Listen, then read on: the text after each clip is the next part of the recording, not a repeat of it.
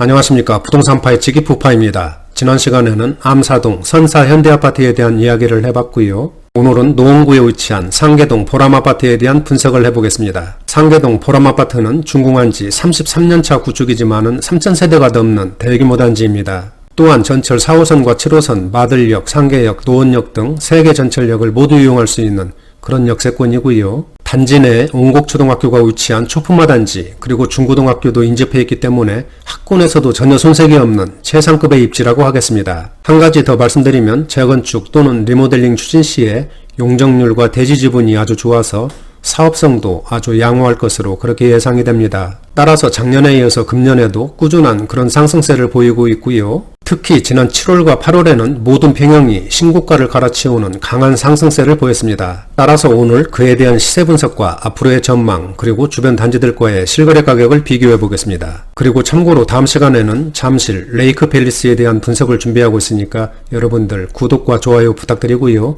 오늘 영상 출발하겠습니다. 그럼 먼저 상계 보람아파트에 대한 위치부터 알아보겠습니다. 바로 여기가 전철 7호선 마들역이고요. 이 밑에는 4호선과 7호선이 지나는 노원역, 오른쪽은 상계역입니다. 상계동 보람아파트는 바로 여기에 이렇게 위치를 하고 있습니다. 따라서 마들역과 노원역, 그리고 상계역까지 모두 3개 역을 도보로 이용할 수 있는 그런 역세권이고요. 단지 내에 온곡초등학교가 이렇게 위치한 초품화 단지이고요. 또한 단지 바로 옆에 청원 초중고등학교와 청원여고가 위치해 있고, 이 밑에 쪽으로는 온곡중학교도 자리를 잡고 있기 때문에 학군에서도 전혀 손색이 없고 학생들이 있는 가정에서 거주하기가 아주 편리하고 선호하는 그런 단지라고 보시면 되겠습니다. 그리고 단지 주변에 이런 근린공원과 수락산이 위치하고 있고, 왼쪽으로는 이렇게 중랑천이 흐르고 있어서 환경적으로도 아주 쾌적하고 공기 좋은 그런 단지라고 보시면 되겠습니다. 다음은 상계동 보람아파트에 대한 일반 현황을 알아보겠습니다. 준공연월은 지난 88년 6월입니다. 따라서 현재 33년차 구축단지이고요.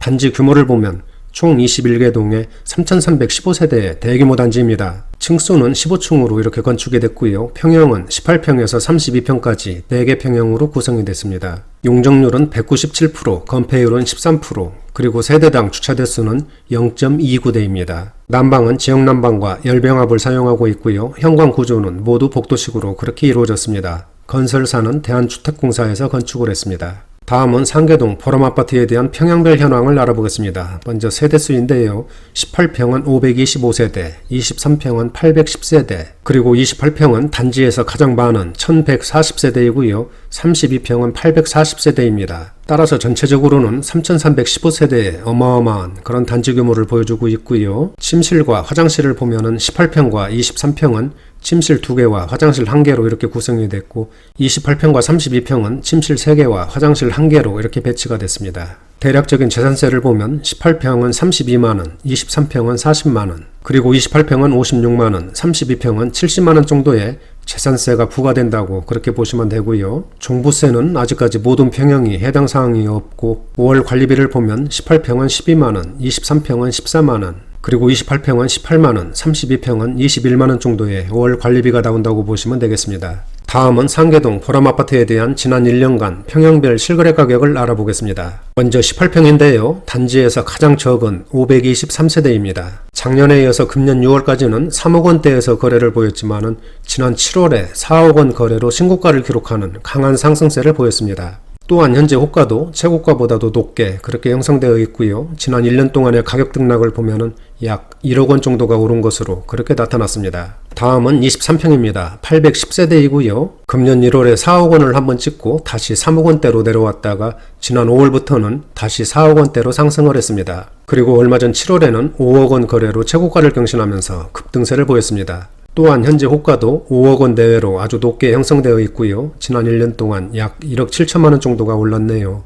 28평 한번 보실까요? 1140세대로 단지에서 가장 많은 그런 세대수입니다. 작년에 이어서 금년 5월까지는 4억원대에서 거래를 보였고, 지난 6월에는 5억원대로 진입을 했습니다. 그리고 얼마 전 8월에는 5억 9천만원에 2건이 거래되면서 신고가를 갈아치우는 강한 상승세를 보였습니다. 또한 현재 호가도 6억 5천만원 수준으로 아주 높게 형성되어 있고요. 지난 1년 동안의 가격 등락을 보면은 약 1억 6천만원 정도가 올랐네요.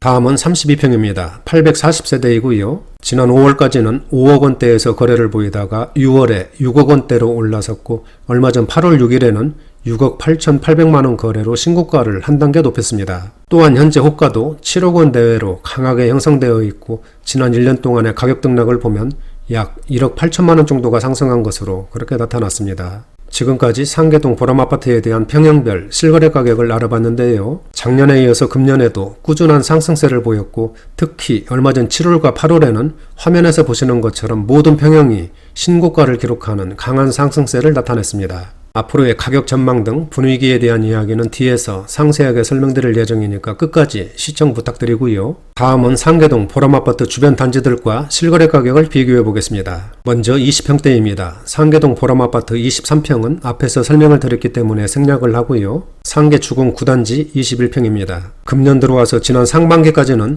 4억 원대에서 꾸준한 거래를 보이다가 얼마 전 7월에 5억 3천만 원 거래로 최고가를 경신했습니다. 또한 현재 호가도 6억 원 대외로 아주 높게 형성되어 있고요. 지난 1년 동안의 가격 등락을 보면은 약 1억 3천만 원 이상이 오른 것으로 그렇게 나타났습니다. 다음은 상계 주공 11단지 24평 보시겠습니다. 금년 6월까지는 5억 원 후반대에서 거래를 보이다가 7월에 6억 1,500만 원 거래로 최고가를 기록했습니다. 현재 호가도 6억 3천만 원 수준으로 아주 강하게 형성되어 있고 지난 1년 동안 약 1억 원 이상이 상승한 것으로 그렇게 나타났네요. 다음은 한신 1차 22평입니다. 금년 2월에 3억 원대로 진입을 했고 얼마 전 7월에는 3억 4,800만 원 거래로 신고가를 기록했습니다. 현재 호가도 3억 8천만 원 정도로 아주 높게 그렇게 나와 있네요. 다음은 30평대입니다. 상계동 보람아파트 32평도 마찬가지로 앞에서 설명을 드렸기 때문에 생략을 하고요. 상계 주공 9단지 31평입니다. 금년 3월에 처음으로 7억 원대로 상승을 했고요.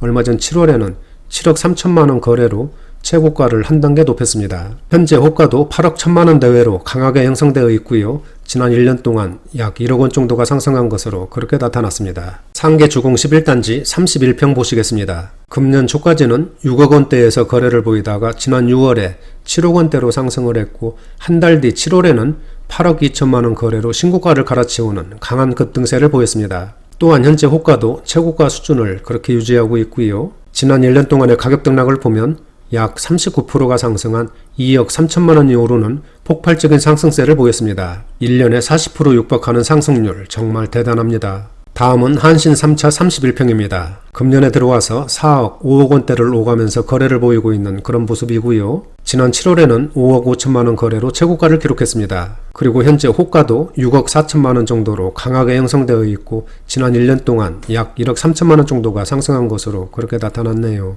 지금까지 상계동 보람아파트를 포함한 주변 단지들의 지난 1년간 실거래 가격을 알아봤는데요. 비교한 모든 단지들이 작년에 이어서 금년에도 꾸준한 우상향 곡선을 그리고 있습니다. 그리고 금년 초에는 정부의 부동산 억제 정책과 코로나 사태가 맞물리면서 거래가 다소 위축된 그런 모습을 보였는데요. 하지만 지난 6월부터는 거래와 가격이 다시 회복세를 보이면서 대부분 단지들이 신고가를 경신하는 강한 상승세로 전환되었습니다.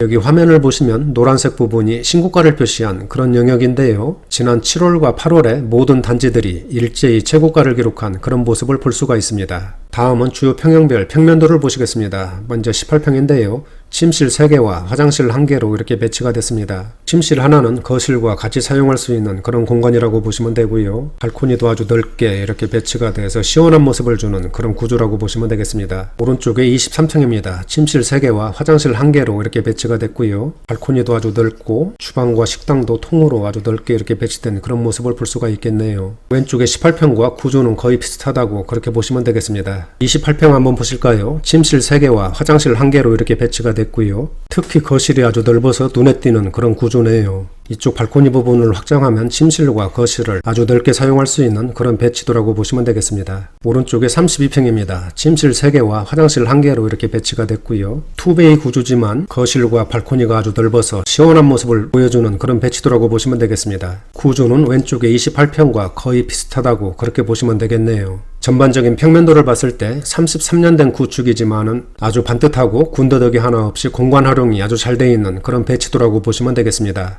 다음은 상계 보람아파트에 대한 입지 분석을 해보겠습니다. 앞에서 설명드린 것처럼 지난 88년 6월에 준공을 해서 현재 33년차 구축단지이고요. 총 21개 동 3,315세대의 엄청난 대규모 단지입니다. 세 번째 교통인데요. 먼저 전철을 보시면은 7호선 마들역, 4호선과 7호선 도원역, 그리고 4호선 상계역을 모두 이용할 수 있는 그런 역세권이고요. 또한 단지 주변에 도심을 연결하는 다양한 버스 노선이 지나고 있고 동부간선도로 등을 쉽게 접근할 수 있는 그런 위치입니다. 네 번째 학군인데요. 단지 내에 옹곡초등학교가 위치하고 있어서 초품화 단지이고요. 또한 주변에 옹곡중학교, 청원중학교, 그리고 청원고등학교, 청원여고 등이 인접해 있어서 학군에서도 전혀 손색이 없고 학생들이 있는 가정에서 거주하기도 아주 편리하고 선호하는 그런 단지라고 보시면 되겠습니다. 다섯 번째는 주변에 수락산이 위치해 있고 중랑천도 흐르고 있습니다. 또한 온수공원, 햇빛근린공원도 인접해 있고요. 단지 내에 울창하고 아름다운 조경 등 녹지 공간이 아주 풍부해서 환경도 쾌적하고 산책이라든지 운동하기에 편리한 그런 단지입니다. 여섯 번째는 대형 쇼핑몰, 병원, 학원, 문화시설 등 주변 생활 인프라가 아주 발달되어 있기 때문에 생활하기에 편리한 그런 단지이고요. 일곱 번째는 창동 상계 신경제 중심지 조성, 서울 아레나 건설, 동부간선도로 지하화 등